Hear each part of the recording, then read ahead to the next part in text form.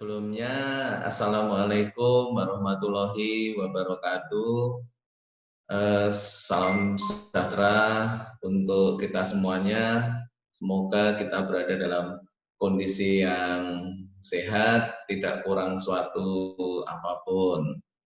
Bagi yang sedang kurang enak badan, mungkin ya segera bisa sehat kembali, bugar kembali, sehingga tidak mengganggu kelancaran dalam melaksanakan kegiatan sehari-hari.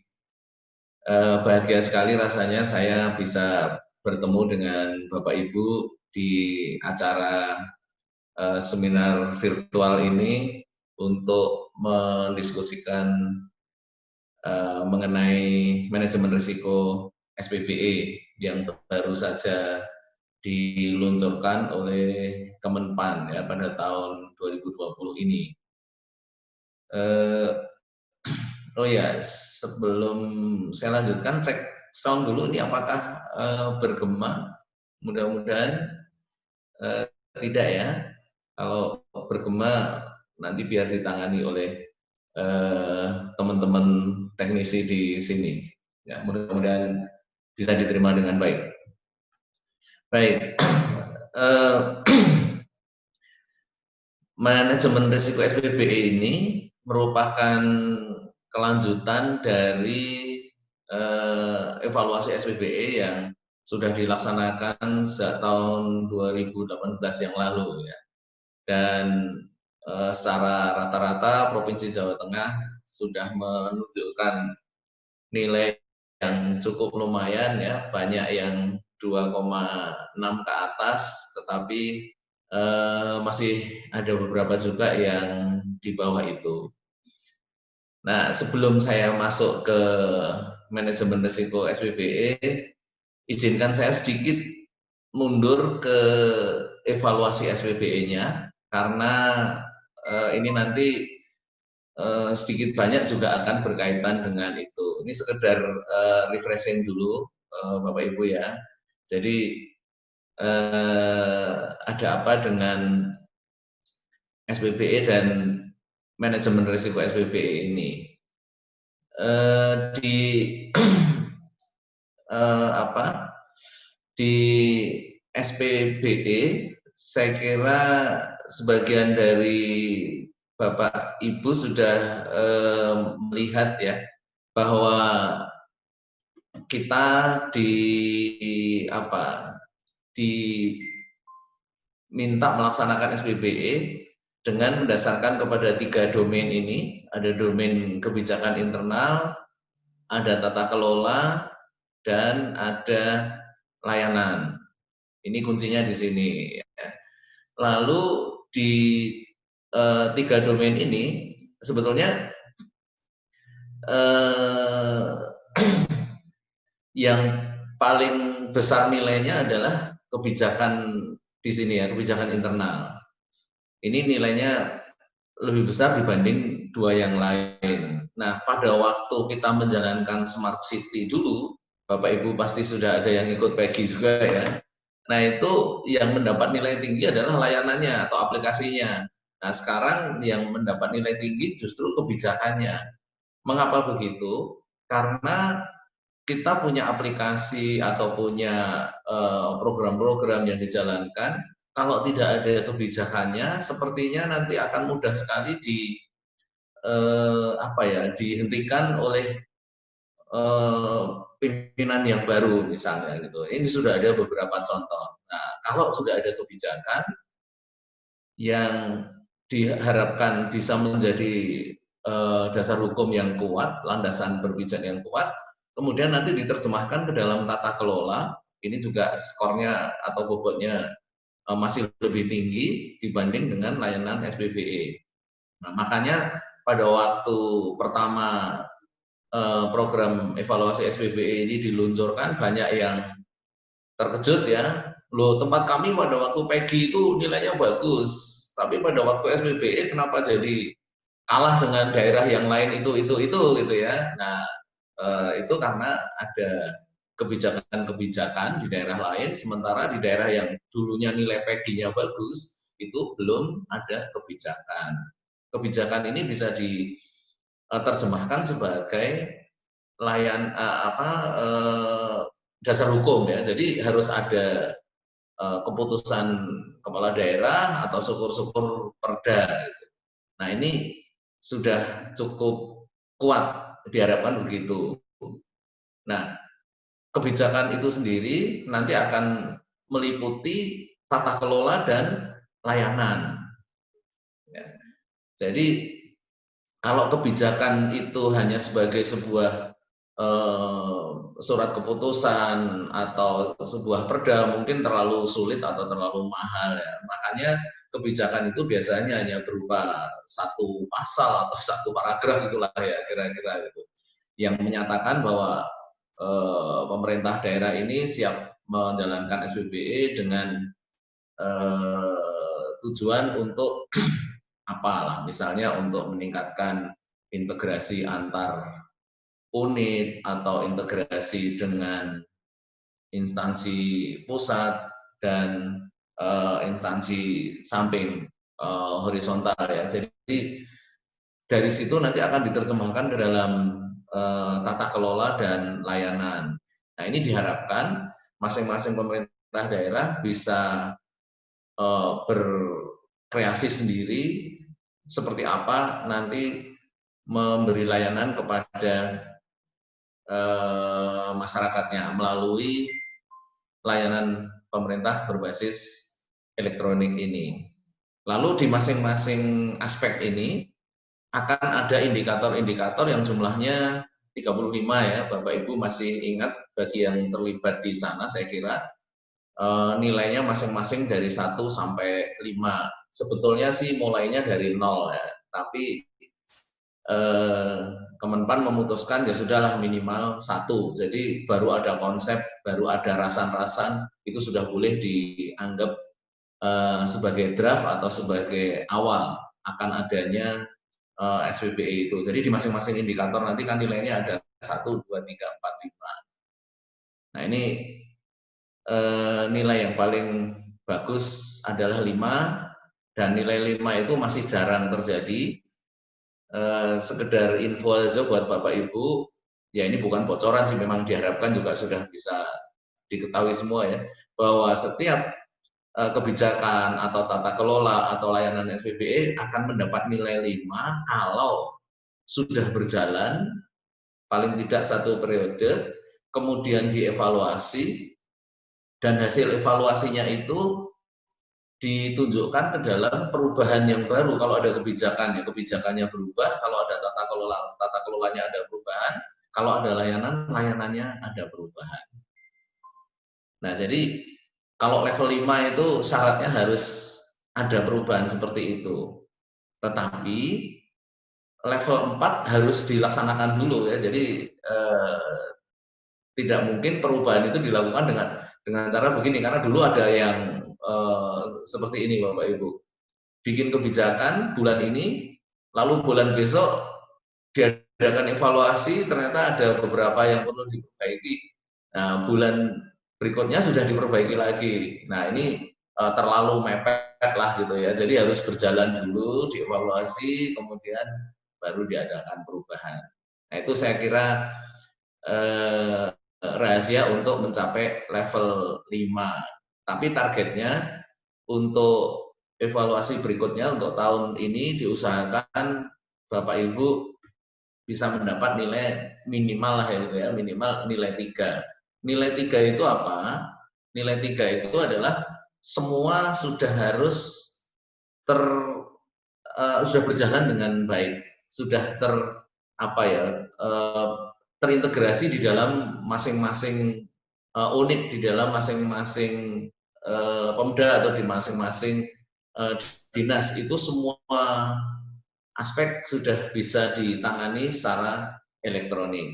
Itu untuk level 3 ya. Jadi nanti Bapak Ibu bisa lihat rinciannya, saya kira sudah banyak, sudah pada mendapat inilah itu ya.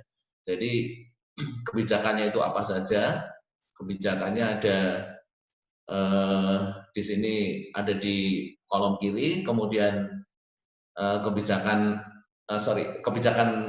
layanan nanti ada di kolom kanan.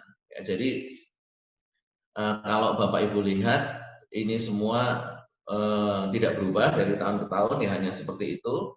Kemudian untuk layanan seperti ini yang mungkin masih banyak yang mendapat nilai jelek itu rata-rata di indikator 16 ya, di indikator 16 karena itu layanan whistleblowing systems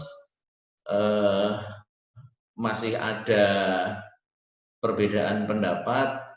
Ada yang mengatakan whistleblowing system itu harus dilaporkan oleh orang yang jelas gitu. Jadi di beberapa daerah whistleblowing system itu mensyaratkan pelapor harus menunjukkan jati diri yang lengkap ya. Jadi ada NIK, ada nama, ada alamat, ada nomor telepon, ada email, ada satuan dan sebagainya. Tetapi ada juga yang mengatakan bahwa untuk whistleblowing system itu harus anonim, harus tidak kelihatan sehingga laporan bisa berjalan dengan baik. Nah itu belum ada ketetapan, jadi yang dilihat oleh tim evaluator nanti sistemnya ini sudah berjalan belum. Gitu. Jadi sudah ada evaluasi belum, kemudian ada kesulitan atau tidak dan seterusnya lah gitu ya. Itu yang agak sulit. Tapi untuk yang lain-lain saya kira masalahnya bervariasi, ada yang sudah baik, ada yang masih perlu ditingkatkan. Ya. Demikian juga untuk layanan yang lain, saya kira Bapak Ibu juga sudah sempat mendalami ya. Yang paling susah memang saat ini adalah penggunaan aplikasi umum berbagi pakai. Mengapa begitu? Karena dari pusat ada moratorium bahwa kita nggak boleh pakai ini, gitu ya. Tetapi nggak boleh bikin ini, tetapi kita butuh itu. Katanya akan disediakan oleh pemerintah pusat, tapi pemerintah pusat juga belum menyediakan. Nah ini memang masih menjadi PR ya. Ada problem di sini. Oke, ini saya kira adalah gambaran singkat untuk SPBE sendiri. Kemudian nanti ada penilaian terhadap kapabilitas proses dan fungsi teknis. Itu levelnya ada seperti ini. Levelnya bagaimana? Kalau sebuah proses itu baru awal, belum ada kebijakan, belum ada struktur yang lengkap, maka nilainya adalah 1. Tapi kalau nanti sudah ada dokumentasinya, sudah berjalan dengan baik, itu berarti sudah terstandarisasi ya, itu nilainya berarti 3. Dengan kata lain supaya gampang dipahami, terstandarisasi ini artinya di dalam sebuah dinas atau di sebuah Pemda layanannya sudah berjalan dengan baik untuk hampir semua aspeknya lah gitu. Sedangkan yang keempat ini terintegrasi berarti sudah ada kaitan antara satu entitas dengan entitas yang lain, antara satu instansi dengan satu instansi yang lain, itu sudah terintegrasi. Nah ini terintegrasi itu maksudnya data sudah bisa berjalan sendiri di antara masing-masing sistem. Jadi bukan dengan input ulang, bukan dengan link saja, lalu nanti di sana akan ada proses baru, input baru gitu ya. Tidak, tapi ini sudah terintegrasi. Sebagai contoh yang mungkin kita semua bisa lihat adalah LPSE ya. LPSE itu nanti sudah terintegrasi antara pusat, daerah, tapi ini belum dievaluasi oleh masing-masing Pemda atau masing-masing KLD, jadi belum bisa mencapai nilai 5. Untuk LPSE ini disepakati oleh Kemenpan RB dan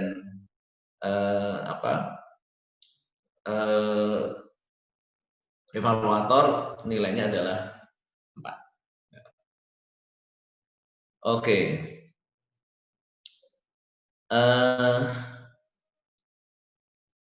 Berikutnya saya kira ini sama ya.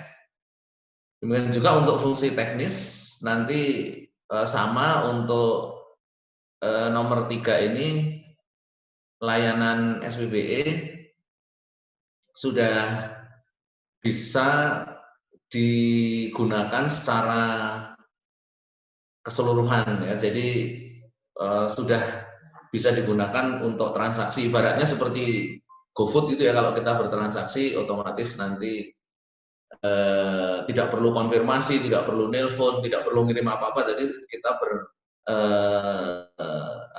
memakai aplikasi, urusan sudah selesai. Nah itu kalau aplikasi yang diselenggarakan oleh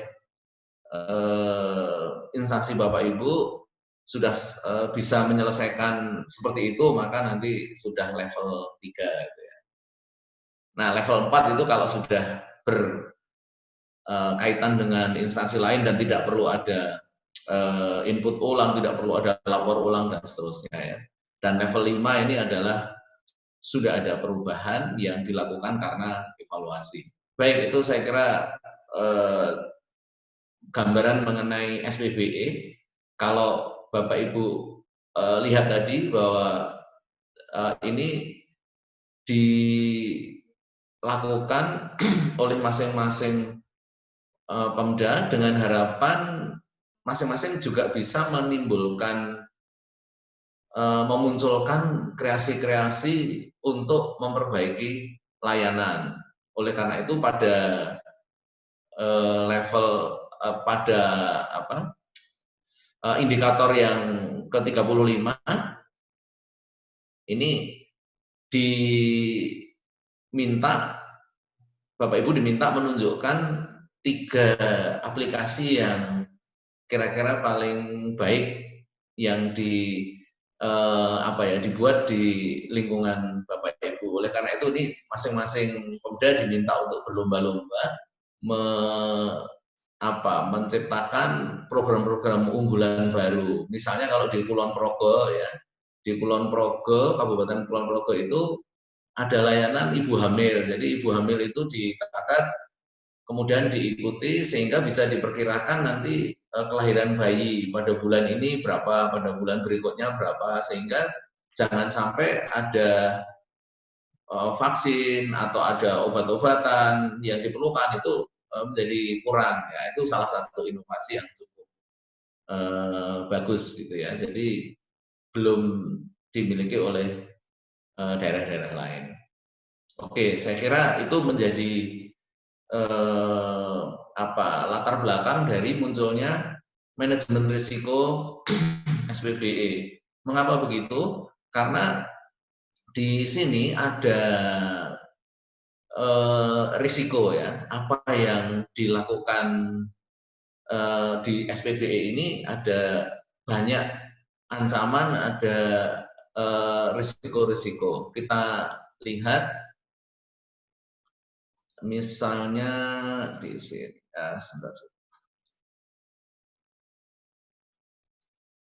di PowerPoint saya ya.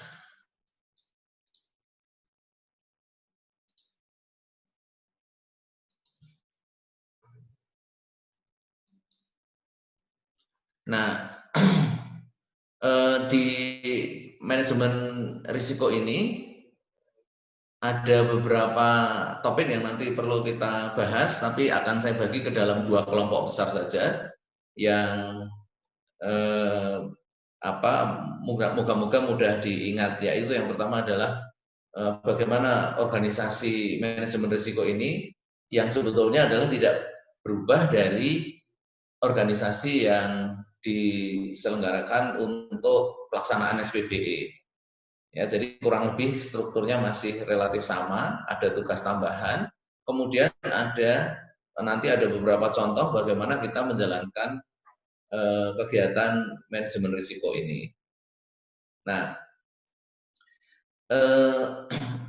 dari paparan yang sebelumnya sudah saya sampaikan tadi, bisa dilihat ya bahwa SPBE ini masih punya beberapa masalah. Yang pertama adalah pengelolaan SPBE ini belum terpadu ya. Jadi tidak hanya di pusat ya, di daerah, di mana-mana di lembaga negara itu masih banyak yang belum terpadu sehingga beberapa kasus sepertinya sulit dipecahkan ya, misalnya pengadaan pangan mau import atau tidak itu selalu menjadi masalah. Makanya Bapak Presiden juga sudah menetapkan satu data Indonesia gitu ya. Jadi jangan sampai data itu macam-macam sumbernya.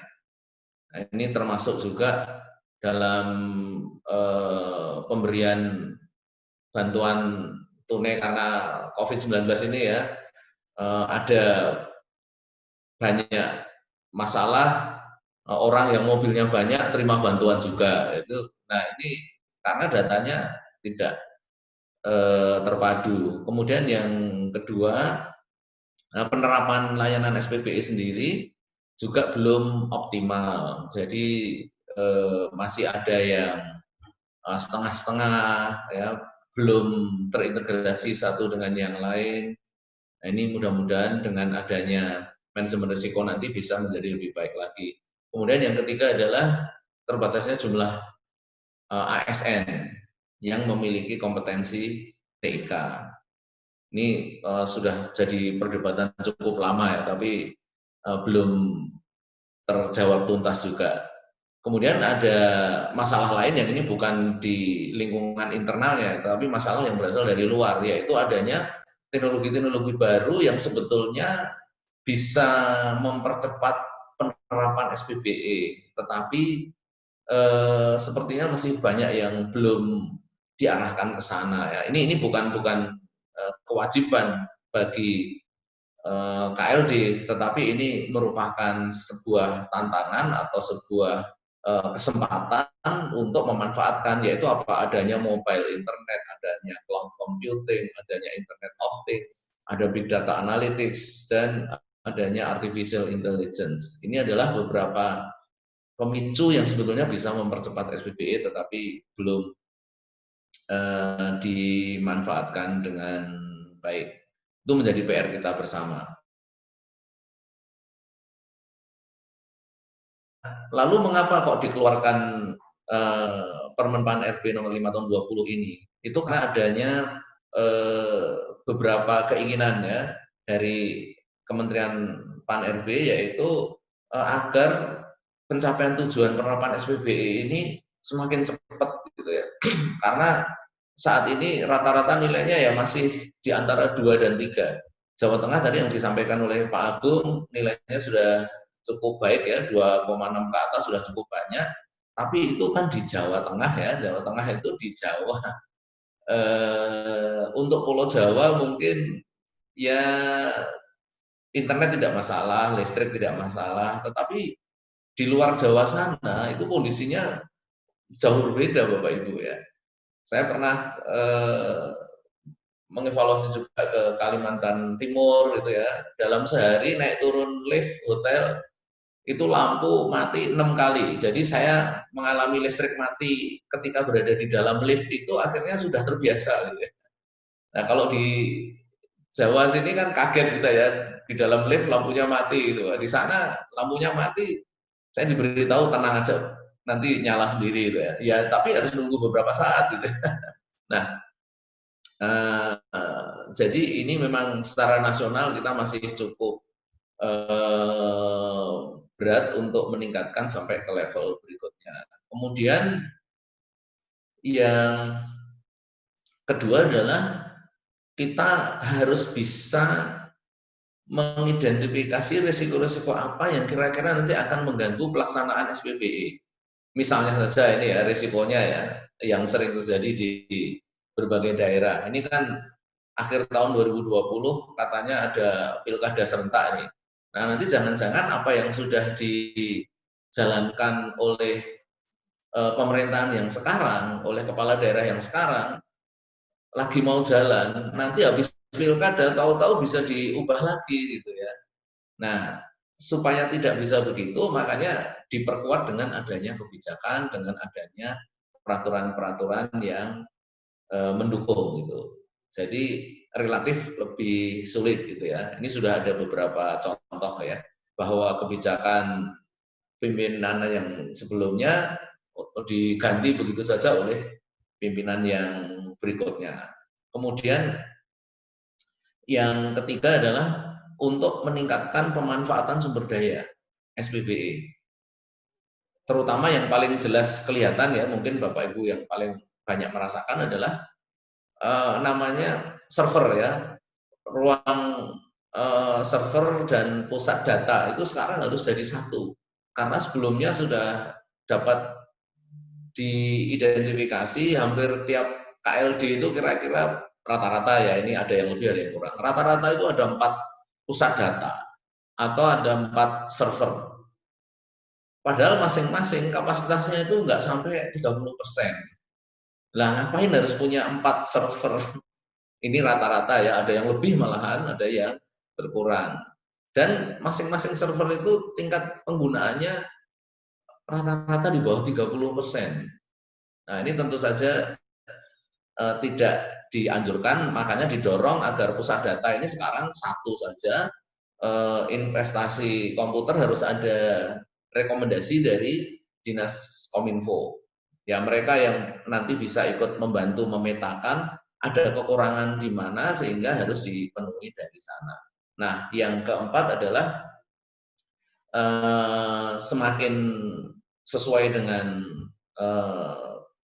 peraturan SPBE, dan yang kelima adalah ini yang agak sulit juga ya, ini karena dari level paling atas sampai ke level paling bawah, yaitu menciptakan budaya sadar risiko. Jadi apa yang kita lakukan itu ada risikonya. Oleh karena itu bagaimana kita menghadapi risiko itu, gitu ya. Ini ya, lalu dimunculkan. Nah, bagaimana kita menjalankan tata kelola manajemen risiko SPBE ini? Ini ada pedoman untuk membuat struktur organisasinya. Yaitu struktur organisasinya ada komite manajemen risiko. Ini adalah para pimpinan ya, yang juga selama ini sudah menjalankan SPBE. Kemudian nanti di masing-masing unitnya ada di bawahnya ada unit pemilik risiko. Nah, ini kalau di pemerintah kabupaten atau di pemerintah kota, di situ ada unit pemilik risikonya ini nanti dari katakanlah masing-masing dinas atau masing-masing badan ya. Jadi mereka akan mengidentifikasi risiko-risiko masing-masing. Kemudian nanti seperti juga ada inspektorat atau lembaga pengawasan sendiri, unit pengawasan sendiri, maka di sini juga ada unit kepatuhan risiko. Jadi struktur organisasinya relatif tidak merupakan bentuk baru ya, tapi sudah seperti yang selama ini ada. Jadi di sini ada komite manajemen risiko. Ya kalau di Smart City itu boleh dibilang ini dewan Smart City itu ya, atau tim pengarah Smart City. Nah, di sini namanya adalah komite.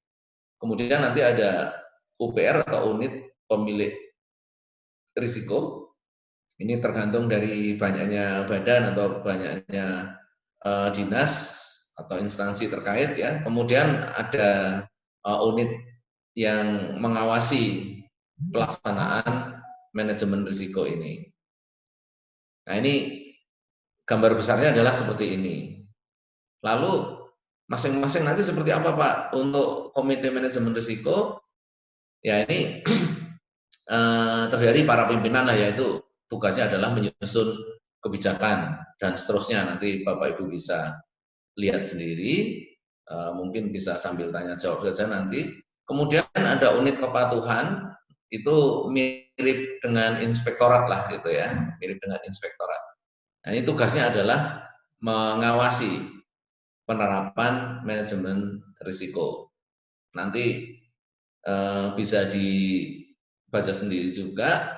Kemudian di unit-unit yang memiliki risiko nanti akan terjadi banyak ya. Jadi tugas mereka nanti adalah mengidentifikasi risiko dan membuat rencana penanganan risikonya. Nah, inilah nanti yang mereka yang akan mengerjakan ya. Jadi Bapak Ibu nanti akan saya beri contoh bagaimana membuat itu. Lalu di masing-masing pemilik risiko tadi itu nanti akan bisa dirinci lagi ya, tergantung dari besar kecilnya instansi atau dinas. Oke, lalu ini adalah contoh kalau di provinsi siapakah yang menjadi komite, ya gubernur dan lingkungannya lah gitu ya, mulai dari sekda, asisten daerah, kepala dinas, kepala badan.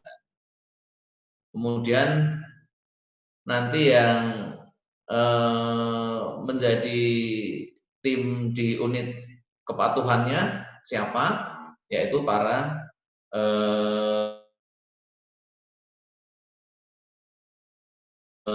auditor. Lalu di unit pemilik risikonya, ini nanti masing-masing unit ya. Kalau di sekda seperti ini, kalau di dinas seperti ini. Jadi nanti menyesuaikan ya. Kalau dinas ada banyak ya berarti nanti akan ada banyak. Itu di provinsi. Kalau di kabupaten atau kota bagaimana ya? Hampir sama ya, tapi hanya lingkupnya di sebuah kabupaten atau di kota. Kurang lebih strukturnya juga sama. Ya. Lalu prosesnya bagaimana itu nanti akan ada kurang lebih ada 4 langkah besar ya, yaitu kita harus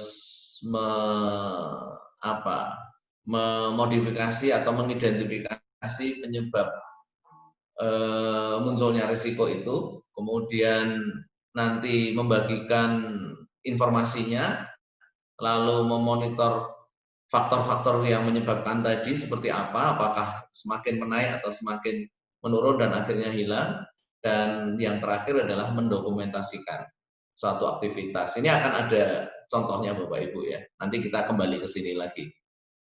Nah,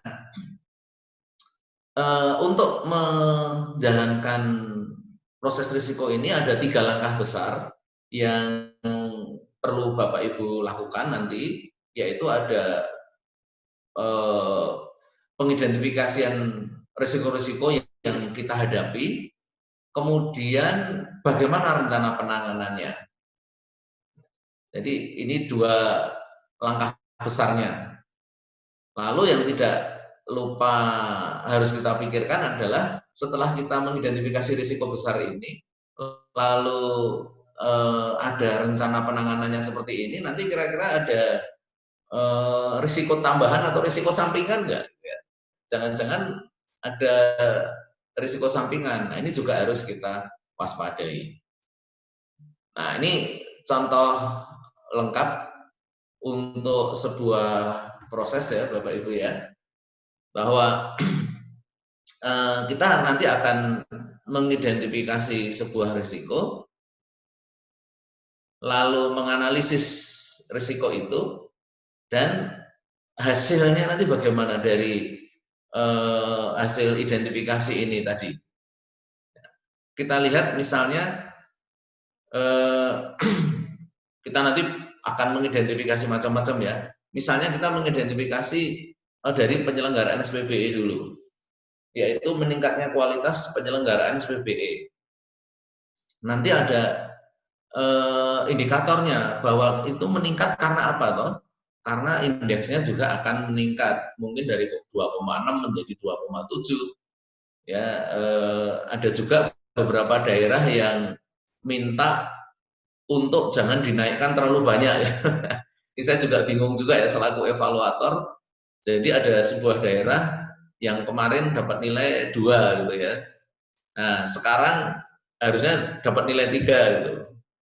Tapi eh, penyelenggara SPBE di sana pesan ke kami para evaluator, Pak, nilai kami jangan tinggi-tinggi gitu. Loh, kenapa ini malah bagus, Pak gitu. Enggak, Pak. Ini sekarang dinaikkan dikit aja. Jadi habis 2 nanti 2,4 jadi 2,6. Yang penting ada kenaikan, Pak. Nah, kalau kita nanti langsung 3, nanti akan dituntut langsung ke 4 ya, langsung ke 5 malah berat, Pak. Oh gitu ya. Aneh-aneh aja gitu ya. Ada juga yang seperti itu.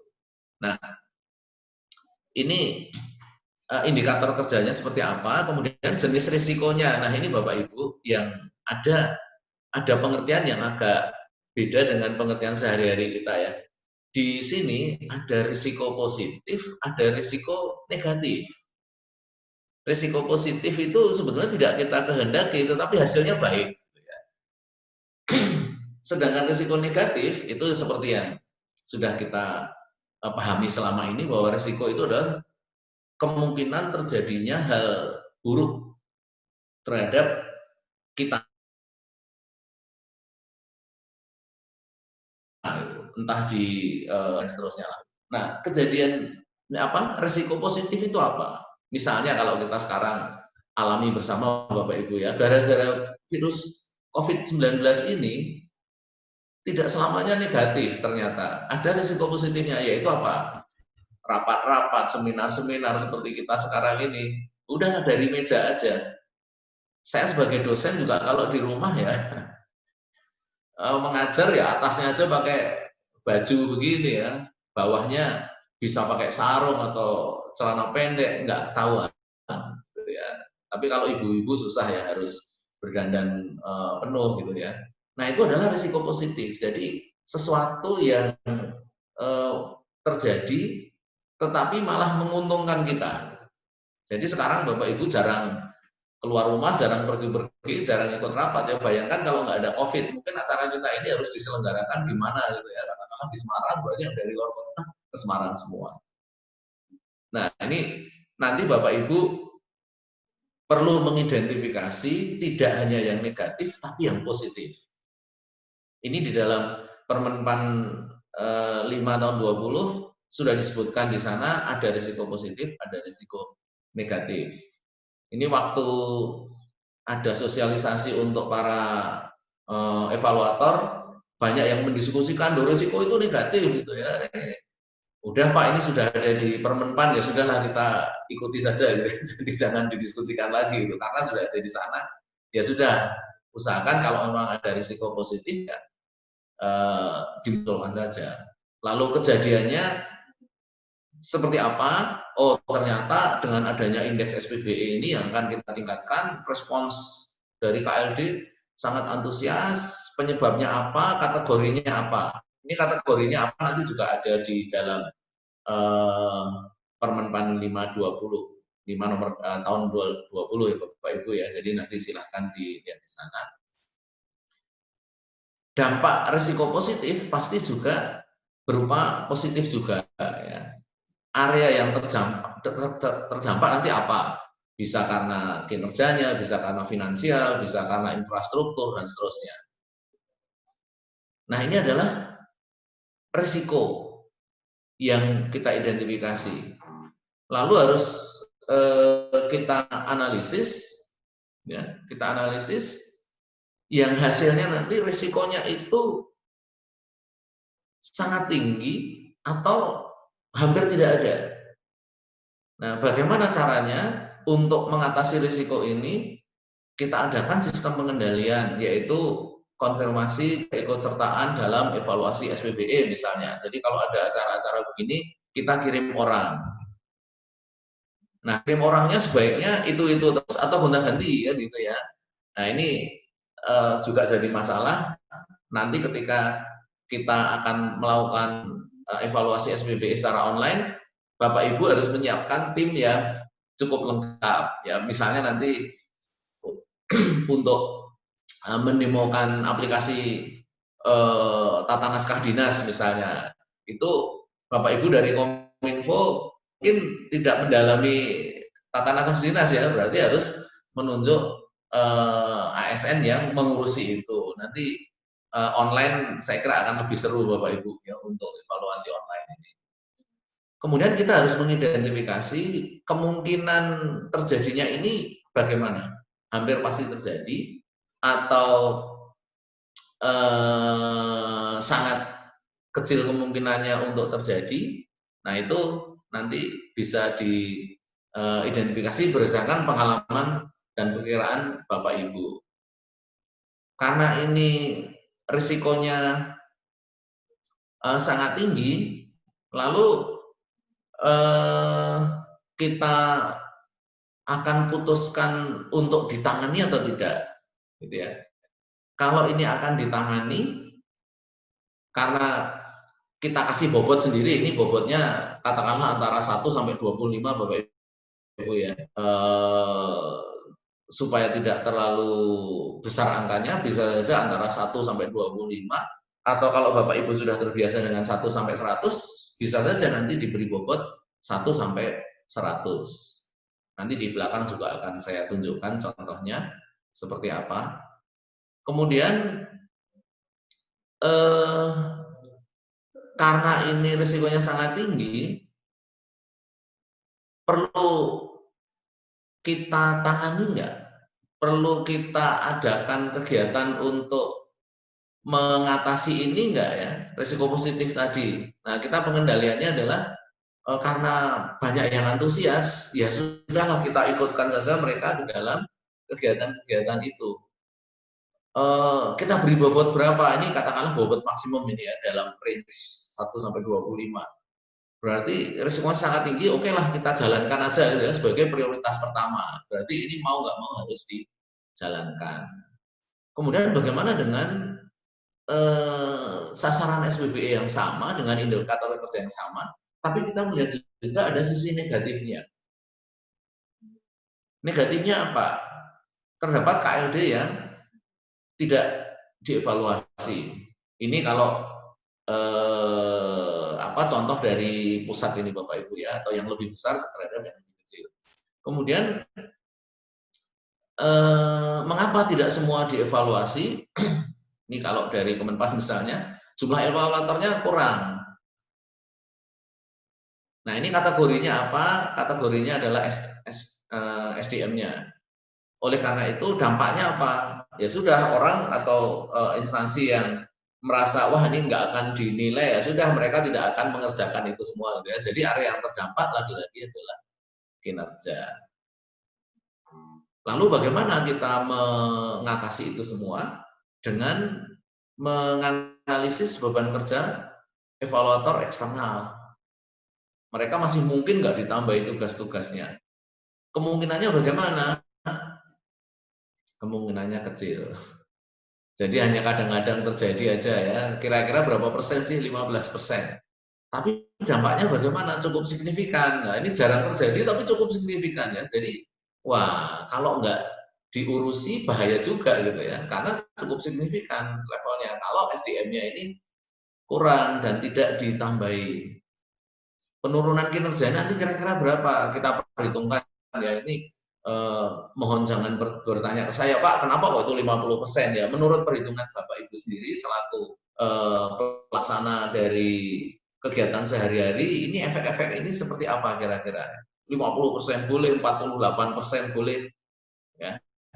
Kemudian nanti dari situ besaran risikonya antara 1 sampai 25 ini kira-kira di mana ya? Karena antara 1 sampai 25 itu kan tengah-tengahnya 12,5 ya. 12,5. Nah, ini penurunan kinerjanya bisa sampai 50%. Berarti kalau berada di tengah-tengah ini ya kira-kira antara 12 dan 13 gitu ya. Itu kalau pas di tengah persis, tapi kita masih merasa kayaknya perlu kita tingkatkan sedikit gitu.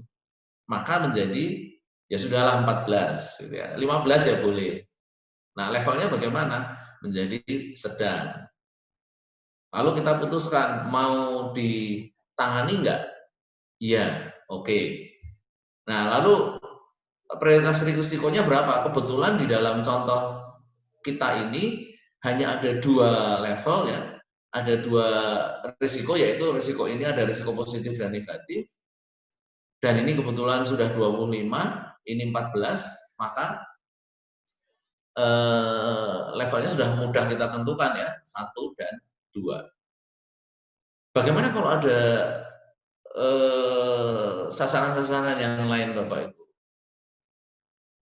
Ya, berarti nanti akan ada nomor 2, nomor 3, nomor 4, dan seterusnya. Jadi apa-apa yang Bapak Ibu anggap untuk perlu dipikirkan ya. Mungkin ada yang memikirkan risiko positif dulu, ada yang memikirkan risiko negatif. Nantinya akan banyak sekali Bapak Ibu yang bisa diidentifikasi ya. Misalnya untuk penyelenggaraan SPBE ini ada risiko negatif sangat tergantung listrik ya. Atau internet masih sangat lambat atau dan seterusnya lah gitu ya. Nah ini adalah satu contoh pertama.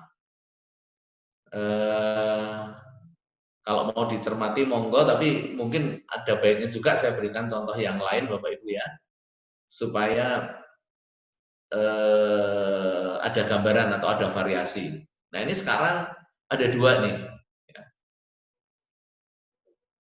Ada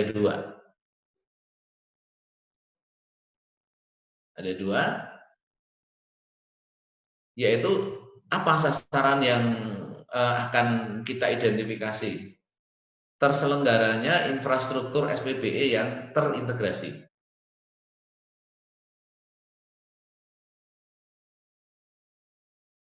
Wujudnya layanan SPBE yang terpadu dan berorientasi kepada pengguna. Kalau terpadu tok mungkin juga sudah banyak yang menjalankan ya, tapi yang berorientasi kepada pengguna ini kan nggak gampang, ya nggak gampang ya.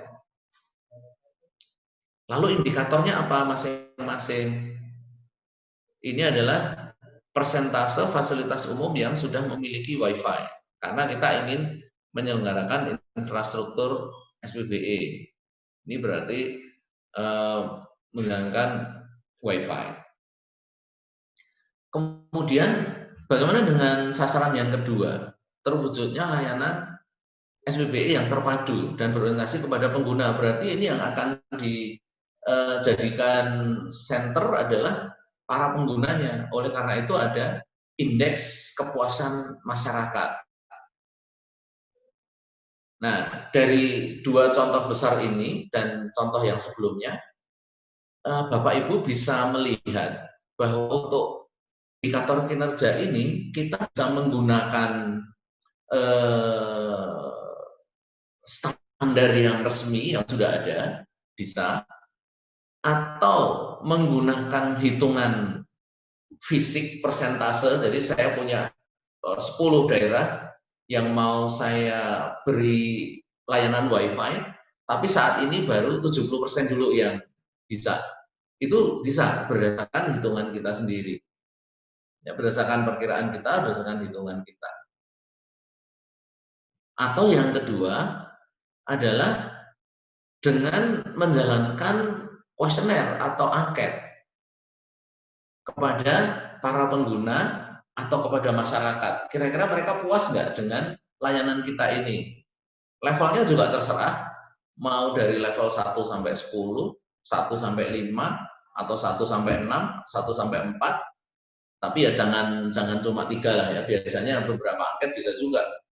Kalau di minimarket itu kan gitu ya, kita sangat puas atau tidak puas itu cuma 2. Atau sangat puas, biasa saja, tidak puas. Itu berarti ada 3. Nah ini kita boleh menghitung sendiri dan juga boleh menggunakan angket kuesioner untuk mengukur keberhasilan kita. Jadi indikatornya itu. Lalu seperti tadi, jenis risikonya ini apakah ada risiko positif atau ada risiko negatif? Biasanya mesti ada risiko negatif ya.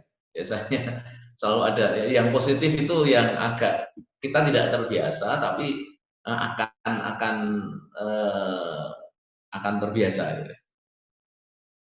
Apa kejadiannya risiko positif? Instalasi implementasi perangkat WiFi lebih cepat dari biasanya, lebih cepat dari yang sudah kita jadwalkan. Nah, kenapa kok bisa lebih cepat? Karena komunikasi kita intens. Kategorinya apa? Ini pengadaan. Efeknya apa? Anggaran akan hemat. Nah, area dampaknya apa? Finansial. Tadi kan kita dampaknya apa? Kinerja. Kalau kali ini kita finansial. Nah, dari risiko-risiko ini, apa yang akan kita lakukan nanti? Pemantauan rutin terhadap proses instalasi. Jadi supaya pemasangan itu cepat, harus kita awasi, harus kita ikuti terus. Bagaimana dengan kemungkinan kejadiannya? Ya, kejadian yang lebih cepat ini sih kayaknya nggak begitu sering ya, jarang terjadi. Oke, penjelasannya adalah terjadi 4 kali dalam 1 tahun misalnya. Levelnya bagaimana? Cukup signifikan karena bisa menghemat anggaran 90 juta. Wah, lumayan juga ya. Ini tidak begitu sering, kita beri besaran risikonya kira-kira berapa? Kalau tadi antara 1 sampai 25, 12,5 kan tengah-tengah ya. Berarti ini ya tidak sampai setengah, kita kurangi sedikit, 11 lah. Gitu ya. Itu termasuk dalam kelompok sedang. Nah, sedang. Mungkin bisa kita bagi 5 ya dari 25 tadi kalau kita mau, jadi sangat rendah, rendah, sedang, tinggi, sangat tinggi, bisa saja seperti itu. Ya. Kemudian kita perlu ada penanganan khusus nggak terhadap risiko ini? Karena ini ya kita dapat vendor yang bagus, ya mungkin perlu ada program tertentu untuk mempercepat itu gitu ya. Karena tidak perlu ada langkah-langkah khusus untuk itu kecuali hanya mengadakan komunikasi yang intens antara kita dengan vendor. Mas, bisa dipercepat nggak? Ada stok nggak? Dan seterusnya. Oh, cukup dengan itu ya sudah. Bisa saja itu tidak kita masukkan ke dalam program penanganan risiko. Sehingga tidak perlu ada prioritas. Tapi kalau risiko negatif, nanti bagaimana? Ya. Ini ada kemungkinan cepat, tapi banyak yang rusak. Bisa saja. Gitu. Banyak yang rusak. Jadi di sini sistem pengendaliannya nanti adalah pengawasan proses pada saat serah terima barang. Tapi Bapak Ibu bisa saja menggunakan asumsi lain. Oh enggak Pak, itu kalau kita beli ya mereknya harus yang bagus, serinya harus yang bagus. Ya bisa saja, terserah. Kejadian kelambatan ini bagaimana? Ya kadang-kadang terjadi bisa sampai 15% Pak dari 20 WiFi router yang kita beli ternyata 3 itu sering rewel Pak. Oke. Nah itu kita anggap penting nggak?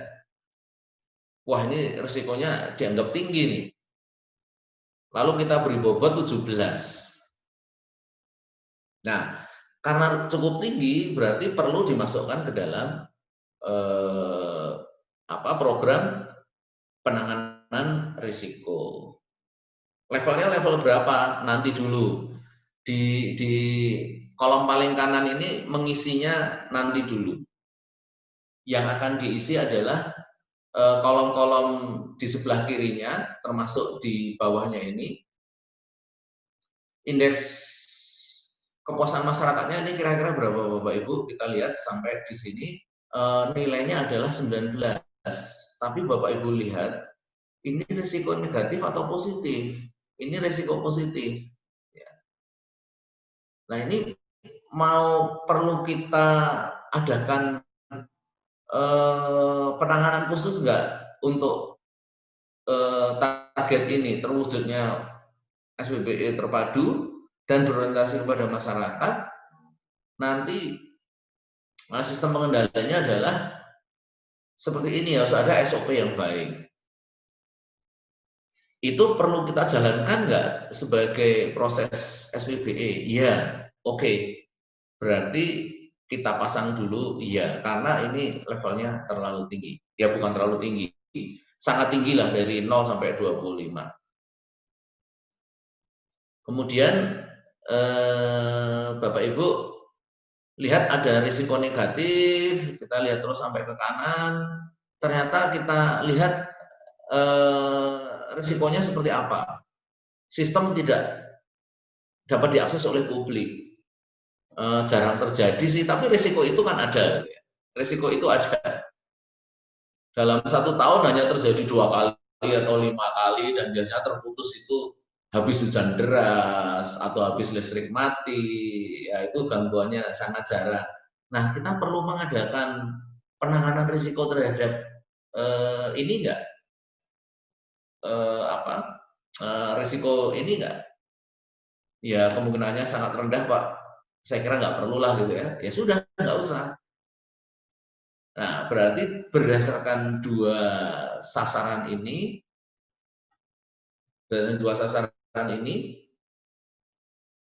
kita menghasilkan berapa rencana penanganan risiko. Kalau positif negatif semua kita akan tangani, berarti kan ada 4 ya.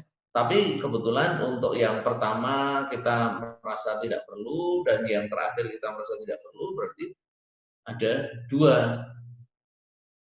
Nah, lalu kita bisa berorientasi pada besaran risiko ini, yang mau kita tangani yang positif dulu atau yang negatif dulu. Nah, biasanya kalau kita tidak ingin terlalu banyak program, maka yang positif kita kalahkan dulu, ya sudahlah, kita penting yang negatif karena nilainya negatif 17. Kalau ini nilainya positif 19. Yang kita tangani adalah yang negatif dulu dalam hal ini. Tapi kalau di contoh sebelumnya, besaran risikonya itu 25 positif, 14 negatif. Kita lalu punya keinginan, ya sudahlah yang ini nilainya besar dulu, kita jalankan. Sedangkan di contoh berikutnya, kita bisa berasumsi bahwa yang kita harus tangani dulu adalah yang negatif dulu saja. Kalau positif, ya sudah, itu merupakan sebuah keuntungan bagi kita. Kemungkinannya juga sangat sering terjadi lah gitu ya. Jadi positif sering terjadi berarti kan mendatangkan hasil yang baik bagi kita. Oleh karena itu kita kalahkan prioritasnya dibanding dengan yang negatif. Tapi kalau menggunakan pendekatan yang pertama tadi, ya sudah, saya mau jalanin yang positif dulu, nanti malah yang negatif kelupaan. Mudah-mudahan bisa diikuti Bapak Ibu. Ya, ini sekedar contoh, Bapak Ibu nanti pasti akan punya sasaran SPP yang lebih banyak lagi. Nah, bagaimana menentukan nilai-nilai itu?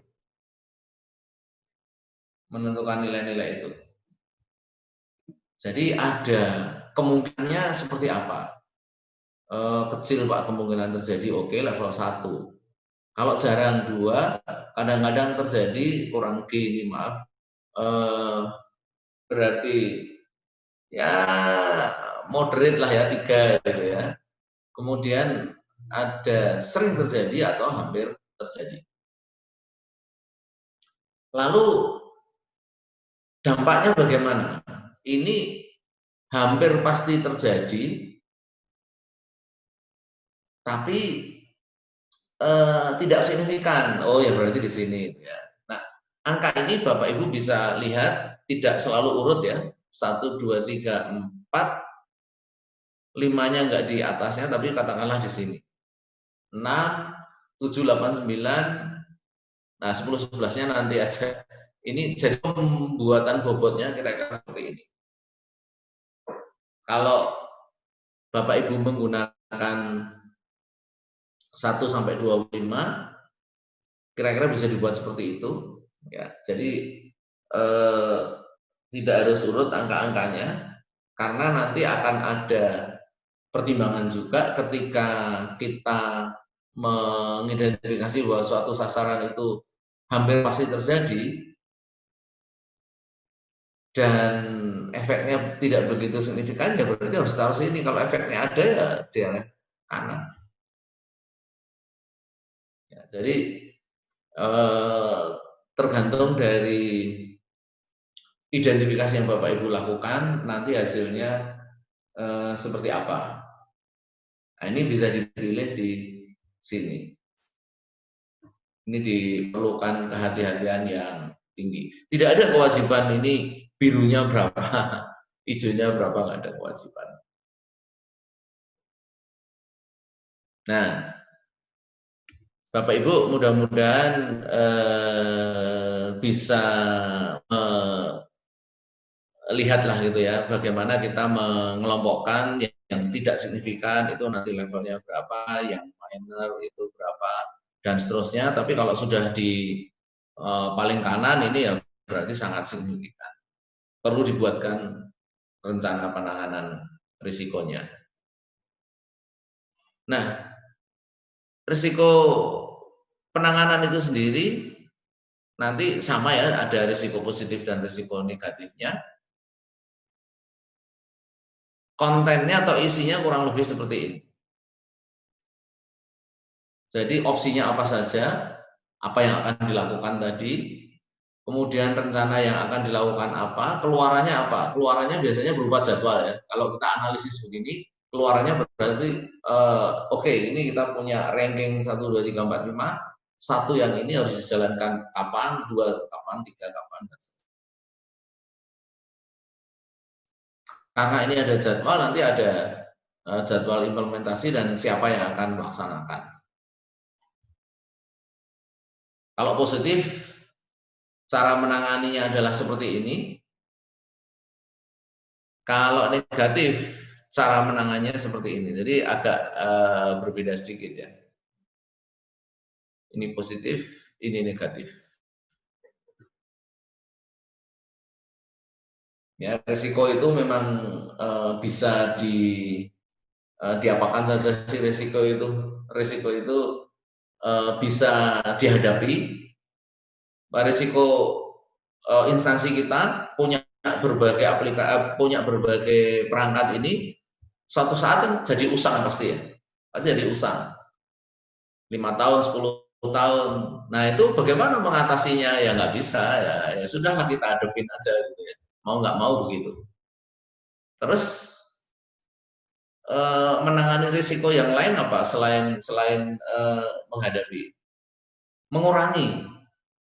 Mengurangi, ya. Jadi supaya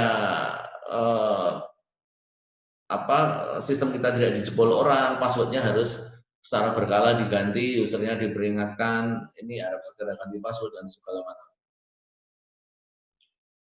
Yang ketiga, penanganan risiko adalah dialihkan kepada pihak lain. Misalnya dengan asuransi ya. Jadi kita mengalihkan risiko ke pihak lain. Dan yang keempat, kalau kita nggak mau risiko itu, jangan lakukan itu. Kata anak-anak milenial, kalau tidak ingin patah hati, jangan jatuh cinta. Kalau tidak ingin kena virus, jangan tukar-tukaran flash disk, kan itu ya. Jangan akses internet, udah paling aman itu. Ya, jadi menghindari risiko untuk beberapa hal bisa dihindari. Jadi misalnya di instansi Bapak Ibu tidak ingin ada kesulitan mentransfer data, ya sudah pakai satu sistem komputer aja gitu ya, Windows semua, jangan ada yang Linux, ada yang Mac, ada yang Android. Nah pasti akan muncul risiko itu ya. Tapi kalau nggak mau ya jangan punya macam-macam. Itu ada pepatahnya juga. Kalau kamu tidak ingin gagal, maka jangan mengerjakan apa-apa. Itu nggak mungkin gagal. Tapi juga tidak mendapat apa-apa. Nah ini saya kira penanganan risiko. Ini kurang lebih seperti itu. Nah kalau kita sudah tadi sudah punya risiko rencangan prioritasnya 1, 2 tadi, kita sudah lihat contohnya, maka apa yang akan kita lakukan? Rencana penanganan risiko SWBE ini tadi keluarnya jadwal ya. Jadi ada jadwal, penanggung jawabnya siapa? Apakah ada risiko residual? Ya mungkin muncul, tapi di sini mungkin belum perlu dijelaskan dulu ya, karena keluarnya adalah sosialisasi atau asistensi. Risiko residualnya apa dengan adanya sosialisasi dan asistensi ini? Mungkin risiko sampingannya jadi orang yang melakukan atau ASN yang melakukan sosialisasi ini jadi sering pergi keluar daerah atau keluar dari kantornya, akhirnya malah lupa dengan kantor sendiri, misalnya begitu. Nah ini adalah jadwal mau dilakukan kapan dan siapa yang harus bertanggung jawab. Nah, risiko residual sendiri ini nanti apakah perlu ditangani atau tidak, karena namanya risiko residual biasanya tidak begitu besar ya. Kalau risiko residual malah lebih besar daripada risiko utamanya, berarti ketika kita mengidentifikasi di depan ada yang kurang pas ya. Risiko residual itu harusnya jauh lebih kecil dan biasanya akan terjadi setelah proses penanganan risiko ini berjalan. Biasanya kita tidak bisa biasanya tidak bisa mengetahui apakah akan muncul risiko residual. Di dunia perguruan tinggi, Bapak Ibu, risiko residual ini juga baru muncul ya, yaitu apa? Tadinya kita pontang-panting memikirkan bagaimana kuliah dengan Zoom. Akhirnya berhasil ya kita menjalankan kuliah dengan Zoom. Tapi kok terasa lambat. Akhirnya kita minta kepada mahasiswa untuk mematikan video. Kalian matikan video, matikan suara. Mereka akhirnya matikan video, matikan suara. Apa yang terjadi? Setiap kuliah begitu, akhirnya mereka cuma nyalain aja, tinggal pergi. Nah, beberapa dosen mencoba memverifikasi pas kuliah seperti saya sekarang, misalnya gitu ya, kepada mahasiswa mohon diaktifkan semua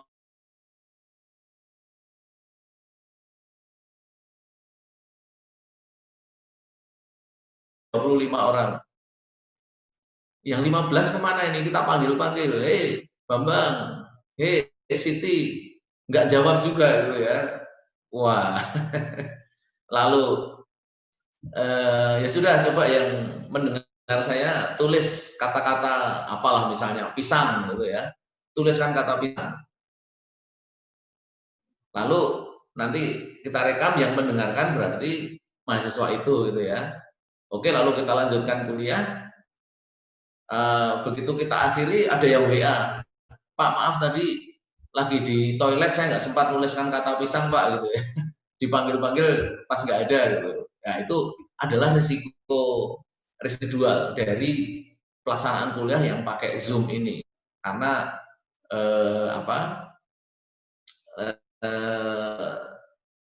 akhirnya mereka tahu bahwa ini tidak akan diperiksa oleh dosennya gitu ya. Jadi mereka pintar juga. Nah ini sama risiko residual seperti itu Bapak Ibu. Lalu yang berikutnya adalah sebagai tahap akhirnya setelah kita menjalankan proses penanganan risiko tadi, nah kita harus memantau atau memonitor penyebabnya itu kira-kira apa. Ya penyebab misalnya tidak tersinkronnya data antara instansi ini dengan instansi ini apa? Oh karena struktur tabelnya yang berbeda, lalu sudah kita tangani bagaimana? Oh ditangani dengan cara begini. Nah mengapa kok tidak bisa cepat? Nah ini harus ada evaluasinya, harus ada reviewnya, nanti harus dibuat laporannya. Nah ini laporan-laporan seperti ini nanti juga akan kita gunakan digunakan oleh tim evaluator untuk melihat ya apakah kegiatan penanganan risiko ini sudah dijalankan. Ini contoh saja laporannya, belum banyak contoh yang lain Bapak Ibu. Nanti materi ini juga akan di-share ke Bapak Ibu. Nah, masing-masing UPR atau unit pemilih risiko itu nanti membuat laporan seperti ini. Ya, jadi ada sasarannya apa, risikonya apa, terus nanti evaluasinya bagaimana. Nanti demikian juga dengan risiko yang lain, evaluasinya bagaimana. Jadi ini sepertinya akan banyak laporan seperti ini, gitu ya. Jadi bisa saja ada laporan yang per triwulan, ada laporan yang sifatnya tahunan yang merupakan penggabungan dari laporan-laporan triwulanan sebelumnya. Ya, jadi nanti hasil akhir dari monitoring manajemen risiko itu adalah laporan-laporan seperti ini. Lalu dari laporan-laporan ini akan digunakan untuk mengadakan rapat untuk membuat keputusan, ya. Jadi harus ada kegiatan untuk mengevaluasi dan memonitor itu. Ya. Jadi setelah itu lalu akan dicatat dan dilaporkan dan kemudian diarsip. Mengenai laporannya sendiri tidak harus fisik ya. Jadi laporan boleh dalam bentuk soft copy atau dalam bentuk aplikasi yang sudah tersimpan di cloud atau di server. Tapi jangan lupa pada waktu dievaluasi kami dari para evaluator ingin melihat nanti harus bisa ditunjukkan ya. Karena di penilaian SPBE 2 tahun terakhir ini Pak ada beberapa yang lucu ya. Jadi misalnya ada yang mengatakan ya Pak ini kami sudah punya aplikasi yang terpadu antara satu instansi dengan instansi yang lain. Boleh kami ditunjukkan contohnya, cuma ditunjukkan screenshotnya aja ya. Dan screenshotnya itu pun hanya user ID dan password. Ini Pak tampilannya user ID dan password. Nah bisa ditunjukkan Pak, wah ini bukan saya yang jalanin Pak, ini dari bagian lain ya. Nah kita tahunya ini jalan bagaimana kan nggak tahu. Nah jadi kalau Bapak Ibu nanti harus menunjukkan sesuatu kepada evaluator, usahakan Bapak Ibu juga tahu ya. Jadi memang SPBE ini menuntut kerjasama dari berbagai ASN. Nah saya kira itu paparan dari saya. Kalau sudah ada pertanyaan akan saya jawab, tapi izinkan saya break sebentar 1 menit ya. Oke, Mbak Niken mungkin nanti bisa membantu menyiapkan pertanyaan-pertanyaan dari peserta ya.